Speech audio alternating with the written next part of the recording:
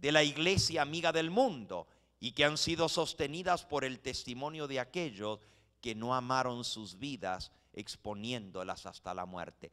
No sé si notaron algo interesante. He tratado de escoger y reunir acontecimientos en la historia de la iglesia que ilustran ese gran conflicto entre el bien y el mal. Ahora escuchen. En los anales de la historia podemos ver un anticipo del conflicto que nos espera. Considerándolos a la luz de la palabra de Dios y por la iluminación del Espíritu Santo, podemos ver descubiertas las estratagemas del maligno y los peligros que deberán evitar los que quieran ser hallados sin mácula ante el Señor en su venida. Los grandes acontecimientos que marcaron los pasos de la Reforma, que se dieron en los siglos pasados, son hechos históricos harto conocidos y universalmente aceptados, que nadie puede negar.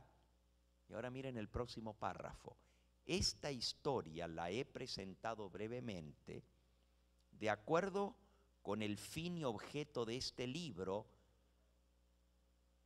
y con la concisión que necesariamente debe observarse, condensando los hechos en forma compatible con una clara inteligencia de las enseñanzas consiguientes.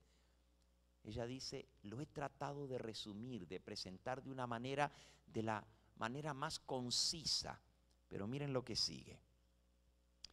En muchos casos, cuando he encontrado que un historiador había reunido los hechos y presentado en pocas líneas un claro conjunto del asunto, o agrupado los detalles históricos en forma conveniente, he reproducido sus palabras,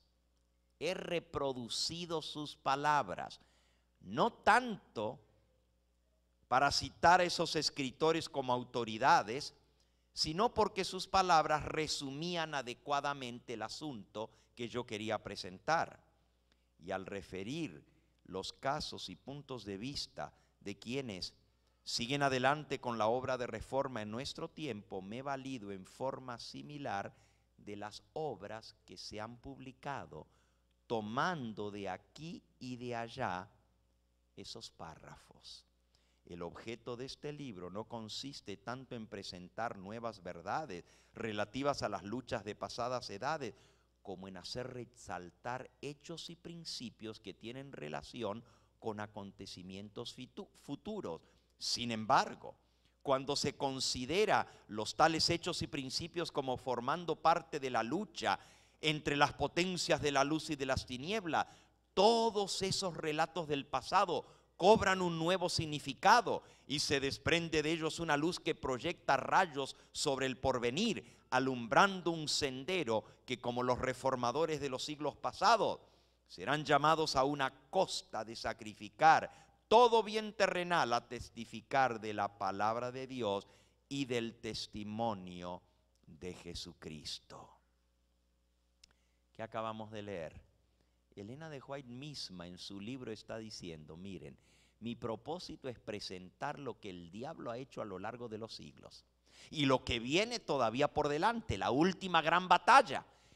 Cuando voy a la historia, he leído la historia y cuando encuentro que un historiador ha relatado esos sucesos de acuerdo con lo que Dios me ha mostrado y los ha resumido, he copiado esos párrafos porque ilustran lo que estoy tratando de escribir. Es interesante que, por ejemplo, el pastor Walter Ría, cuando muestra que Elena de White ha copiado muchos párrafos del conflicto de los siglos, todo lo que ella copió está tomado de la historia.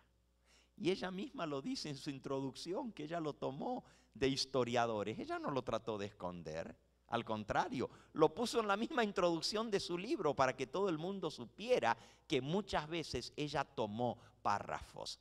Ahora, ¿eso hace que sea menos inspirado lo que ella escribió? Ella dice, por la iluminación del Espíritu Santo.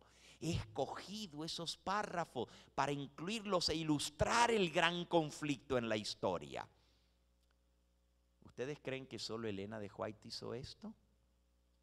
Vayan por un momento al libro de San Lucas y van a ver lo que dice Lucas con respecto a cómo él escribió el libro de Lucas. En el capítulo 1, también en la introducción del libro de Lucas, está la dedicatoria de su libro y dice así, versículo 1 de Lucas, capítulo 1. Puesto que ya muchos han tratado de poner en orden la historia de las cosas que entre nosotros han sido ciertísimas, tal como nos lo enseñaron los que desde el principio lo vieron con sus ojos y fueron ministros de la palabra, me ha parecido también a mí, después de haber investigado con diligencia todas las cosas desde su origen, escribírtelas por orden, oh excelentísimo Teófilo, para que conozcas bien la verdad de las cosas en las cuales has sido instruido. En primer lugar, el libro de San Lucas está dedicado a Teófilo. Y dice Lucas, ya muchos han tratado de poner en orden la historia de lo que ha sucedido. Pero yo, dice él en el versículo 3, me pareció bien, después de haber investigado con diligencia todas las cosas desde su origen, escribirlas por orden. ¿Qué fue lo que hizo Lucas? Lucas investigó, leyó todo lo que los demás habían escrito antes, lo ordenó, lo puso por orden y lo escribió, y así salió el Evangelio según San Lucas. ¿Saben ustedes que el Evangelio de Lucas copió el 99% de lo que está escrito de otros libros?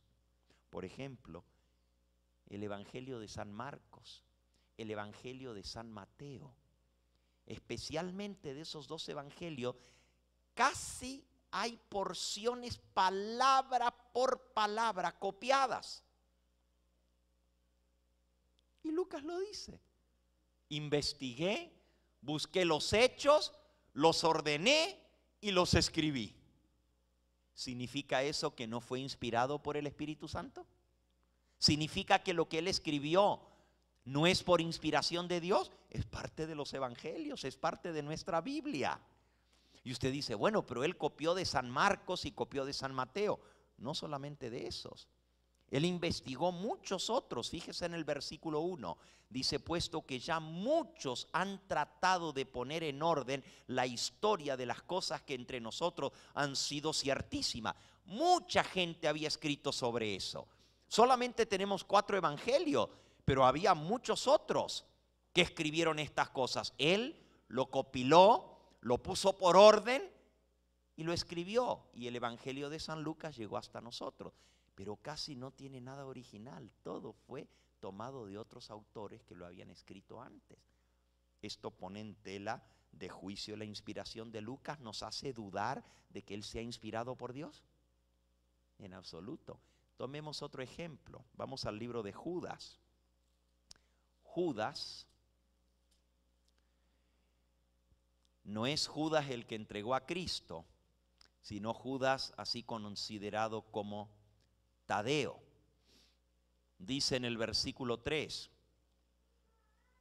amados, por la gran solicitud que tenía de escribiros acerca de nuestra común salvación, me ha sido necesario escribiros exhortándoos a que contendáis ardientemente por la fe que una vez fue dada a los santos, porque algunos hombres han entrado encubiertamente, los que desde antes habían sido destinados para esta condenación, hombres impíos que convierten en libertinaje la gracia de nuestro Dios y niegan a Dios el único soberano y a nuestro Señor Jesucristo.